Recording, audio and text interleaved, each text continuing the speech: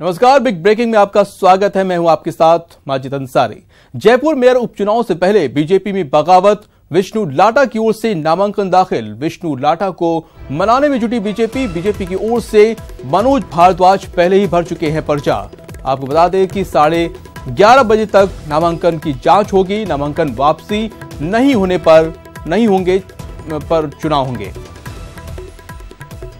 ये बड़ी खबर आपको बता दें कि बीजेपी में बगावत के सुर देखने को मिले हैं। बगावत नजर आई है। विष्णु लाटा ने नामांकन दाखिल कर दिया है और इससे पहले आपको बता दें कि मनोज भारद्वाज ने अपना पर्चा दाखिल कर लिया है।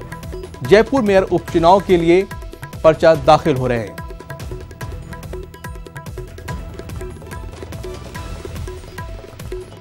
और दीपक व्यास हमारे साथ जुड़े हुए हैं। दीपक, ये बताइए कि बीजेपी में बगावत नजर आ रही है, क्या कुछ चल रहा है?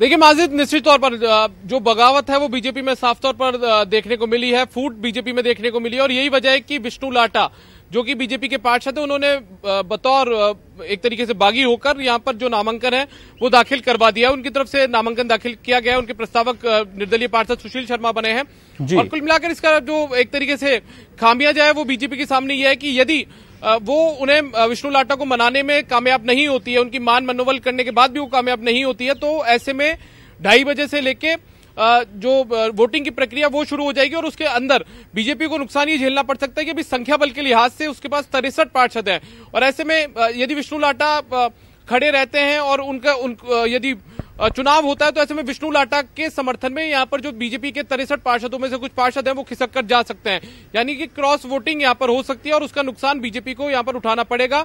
उसके जो अधिकृत प्रत्याशी है उसको वोट कम मिलेंगे और विष्णु लाटा को यहां पर कांग्रेस भी समर्थन कर सकती है। हालांकि कांग्रेस ने अभी तक अपने पत्ते नहीं खोले यहां पर। अभी कुछ देर पहले भी जो कांग्रेस की तरफ से, जयपुर शहर कांग्रेस की तरफ से जो प्रभारी इन चुनावों को लेकर बनाए गए हैं मनोज मुदगल, उनसे हमारी बातचीत हुई थी। उनका कहना यह था कि अभी कुछ देर में, अभी कुछ मिनटों बाद में हम फैसला करेंगे आखिर हमें करना क्या है। लेकिन कयास ये कि बीजेपी के बागी को कांग्रेस भी समर्थन दे सकती है, कुछ निर्दलीय पार्षद भी उनका समर्थन कर सकते हैं और इसका खामियाजा साफ तौर पर बीजेपी को संख्या बल के लिहाज से उठाना पड़ेगा। हालांकि तय यह है कि जिस तरीके से 63 पार्षद बीजेपी के पास हैं, उन 63 में से यदि 15 के करीब भी बागी होते हैं तो ऐसे में मोटी संख्या बीजेपी के पास रहने वाली है और इसमें ज्यादा संशय की स्थिति है नहीं कि बीजेपी के जो प्रत्याशी मनोज भारद्वाज उनको नुकसान उठाना पड़े। लेकिन दीपक, टाइम बहुत कम बचा हुआ है, 11:30 बजे तक का ही टाइम है। उसके बाद से फिर चुनाव प्रक्रिया शुरू हो जाएगी। तो ऐसे में सर्वसम्मति से जो है आपने बीजेपी ने समाधान नहीं निकाल पाई है, तो अब क्या लग रहा है?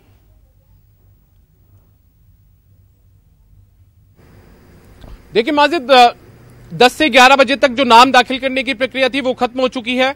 2 नामांकन दाखिल किए गए। बीजेपी की तरफ से मनोज भारद्वाज हैं, बीजेपी के बागी के तौर पर विष्णु। ये समय सीमा 10 बजे से 11 बजे तक नियत की गई थी और समय सीमा अब समाप्त हो चुकी है। इस अवधि में कुल 2 प्रत्याशियों के द्वारा 4 नामांकन पत्र प्रस्तुत किए गए हैं, अर्थात दोनों अभ्यर्थियों के द्वारा 2-2 नामांकन पत्र का सेट प्रस्तुत किया गया है।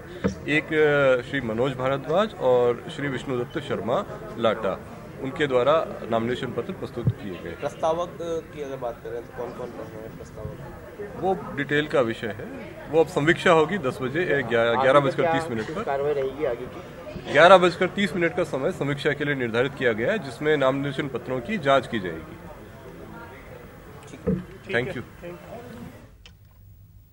ये आप एक्सक्लूसिव तस्वीर देख रहे हैं। अब बता दें कि आपको 10 से 11 बजे का टाइम था नामांकन का, वो पूरा हो चुका है। अब 11:30 बजे जांच समीक्षा की जाएगी और इसके बाद ये प्रक्रिया पूरी हो जाएगी और जो अब समीकरण जो बन के सामने आ रहे हैं वो अब पूरी तस्वीर साफ हो चुकी है। जयपुर नगर निगम के महापौर पद के उपनिर्वाचन के लिए समय सीमा जो थी वो 11 बजे तक थी, पूर्ण हो चुकी है और निर्धारित समय सीमा तक कुल 2 अभ्यर्थियों के द्वारा 4 नामिनेशन पत्र प्रस्तुत किए गए हैं, श्री मनोज भारद्वाज के द्वारा और श्री विष्णुदत्त शर्मा लाटा के द्वारा। 11:30 पर प्राप्त आवेदन पत्रों की स्क्रूटनी यानी समीक्षा की जाएगी।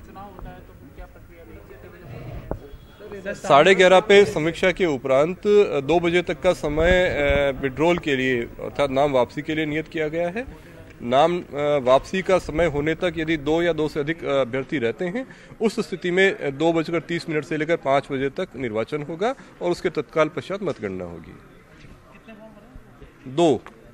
दो अभ्यर्थियों के द्वारा 4 नाम निर्देशन पत्र प्राप्त हुए।